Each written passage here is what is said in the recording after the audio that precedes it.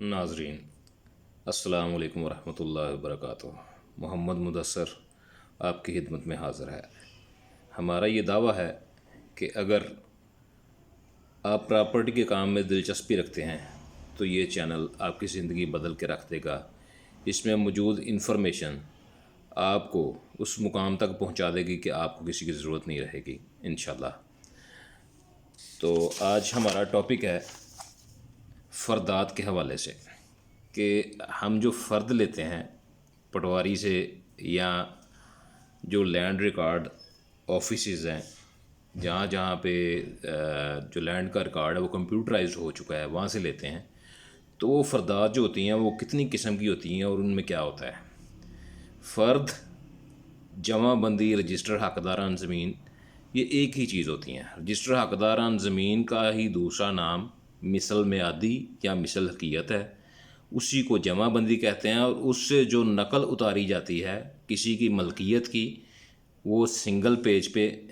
جمع بندی جو ہوتی ہے وہ ایک رجسٹر کی شکل میں ہوتی ہے۔ رجسٹر حقداران زمین، مثل حقیقت کی مثل میعادی، جمع بندی، یہ تینوں ایک ہی چیز کا نام ہے۔ یہ جلد بند ہوتی ہے اور اس میں پورے موضوع کے پورے دے کے جتنے بھی مالکان اراضی ہوتے ہیں اس کا پورا ڈاٹا، پورا ریکارڈ اس میں ہوتا ہے۔ لیکن اگر کوئی مخصوص ایک بندہ اپنا ریکارڈ ڈیمانڈ کرے محکمہ مال سے، پٹواری سے،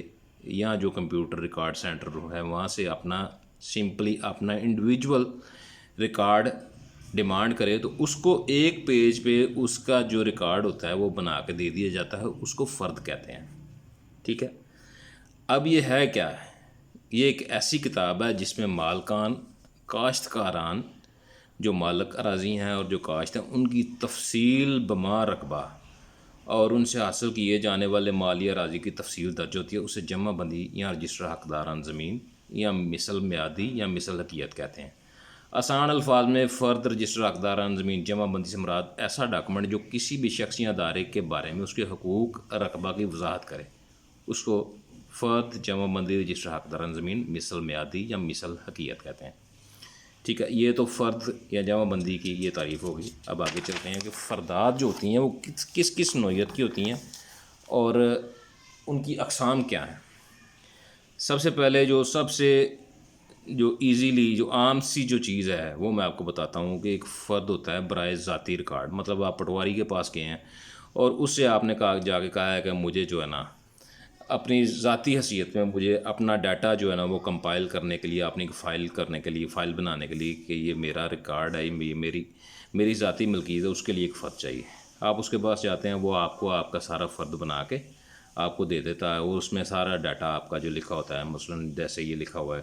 کہ مالک راضی اپنی زمین کا ریکارڈ رکھنے کے لیے یا کسی بھی ادارے یا شخص کو اپنی زمین کا ریکارڈ دکھانے کے لیے ذاتی ریکارڈ حاصل کرتا ہے۔ مثلاً محمد اکبر علی ولد امجد علی، رقبہ 25 کنال 2 مرلہ۔ ٹھیک ہے، ایسے یہ ذاتی ریکارڈ کے لیے، یہ قابل استعمال نہیں ہوتی، یہ صرف آپ اپنا ریکارڈ کسی کو دکھا سکتے ہیں، لیکن اس فرد سے آپ کہیں پہ بھی کچھ بھی ایسا کچھ حاصل نہیں کر سکتے، کسی کام میں وہ استعمال نہیں کر سکتے، آپ کے ذاتی ریکارڈ کے لیے ہوتا ہے۔ ٹھیک ہے، اب آگے چلتے ہیں۔ یہ بہت امپورٹنٹ ایک فرد ہوتی ہے، اقرار نامہ۔ اقرار نامہ کیا ہے کہ مالک راضی اپنی زمین کا معاہدہ یا اقرار نامہ بیع کہ بندے نے اپنی پراپرٹی سیل کر دی ہے اور اس سیل کا جو ان کا آپس کا معاہدہ ہوا ہے، اس معاہدے کی روح سے ابھی باقی رقم ادا ہونی باقی ہے، اور اس کے بعد رجسٹری یا انتقال ہوگا۔ اس سے پہلے جو تھوڑے سے پیسے دے کے ایک اقرار نامہ آپس میں لوگ طے کر لیتے ہیں کہ آپ کے اور میرے درمیان یہ معاہدہ طے پا گیا کہ آپ نے یہ رقبہ میرے آگے سیل کر دیا اور میں نے اس کے عوض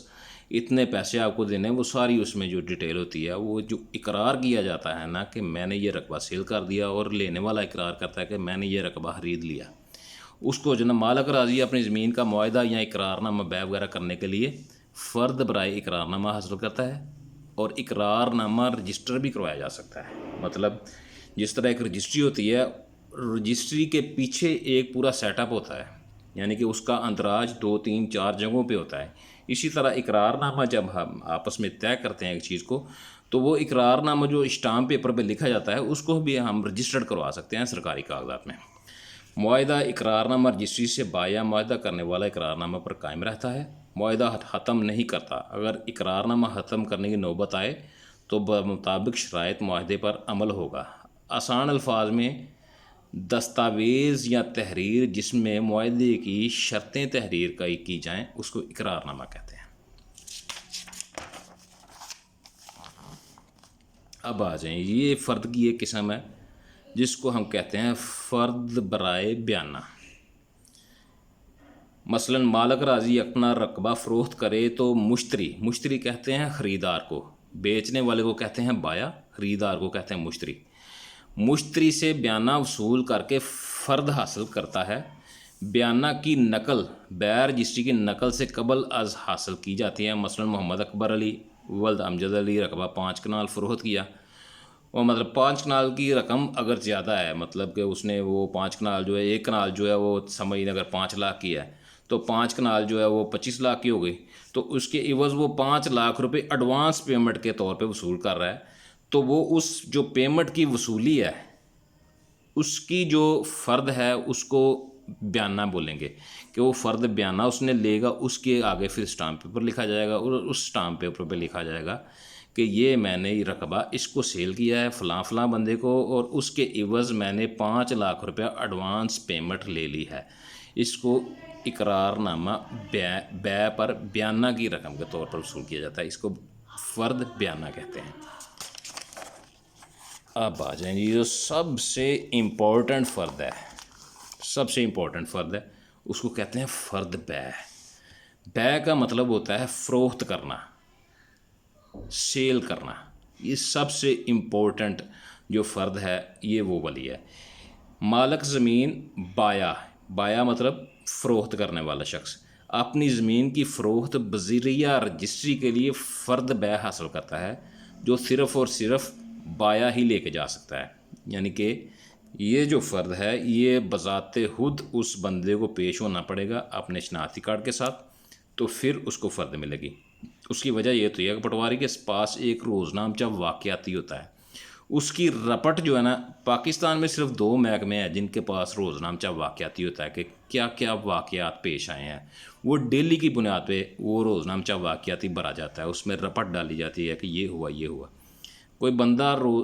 فرد بیع حاصل کرے تو اس کی رپٹ روزنامچہ واقعاتی میں ڈالی جاتی ہے۔ پاکستان میں 2 محکمے میں، جیسے میں نے آپ کو بتایا، پولیس ہے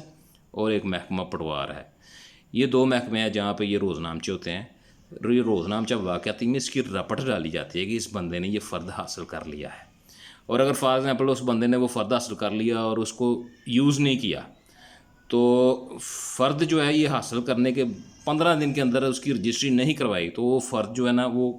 کینسل ہو جاتا ہے، اور اس کی نئی فرد جاری ہوتی ہے، نئی رپٹ ڈالی جاتی ہے، اور پچھلی رپٹ جو ہے وہ اس پہ لکھا جاتا ہے کہ یہ فرد جو ہے نا پہلے یوز نہیں ہوا۔ ٹھیک ہے، تو یہ جو ہے نا سب سے امپورٹنٹ ہے، اور اس میں تب تک آپ اپنی پراپرٹی سیل نہیں کر سکتے جب تک اس پہ کوئی حکم امتناعی نہ ہو، مطلب کہ اس آپ کے رقبے پہ کسی قسم کا کوئی کیس نہ چل رہا ہو۔ اس پہ لکھا جاتا ہے کہ رقبہ ہاذا پر کوئی بار سرکار و حکم امتناعی درج رجسٹر نہ ہے۔ درج رجسٹر وہی وہ نقل جمع بندی ہوتی ہے جیسے وہ رجسٹر حقداران زمین ہوتا ہے، اس کے آگے اینڈ پہ ایک کالم ہوتا ہے جس پہ لکھا جاتا ہے کہ جناب اس پہ جو نا اگر کوئی لیٹیگیشن ہے، کسی نے کوئی کیس کیا ہوا ہے، تو پھر یہ جو بیع کا جو فرد ہے نا وہ قطعی طور پہ ایشو نہیں ہوتا اگر اس پہ کوئی بار سرکار ہو، کوئی حکم امتناعی درج ہو۔ تو یہ جو ہے یہ بایا جو ہوتا ہے جب وہ فرد بیع وصول کرتا ہے تو اس کے پاس شناختی کارڈ ہونا بہت ضروری ہے، اور پھر وہ پٹواری کے پاس یا لینڈ ریکارڈ کے ہمارے جو کمپیوٹرائز جو بنے ہوئے ہیں ادارے، وہاں پہ جا کے وہ اپنی وہ وصول کرتا ہے، اور اس کی کوئی فیس بھی ہوتی ہے، وہ موقع پہ ہی جمع ہو جاتی ہے۔ اس کے لیے میں ایک علیحدہ ویڈیو بناؤں گا جس میں جو فردات کی فیسز ہوتی ہیں ان کے حوالے سے لکھا جاتا ہے کہ اس میں کیا ہوتا ہے۔ تو اب آنے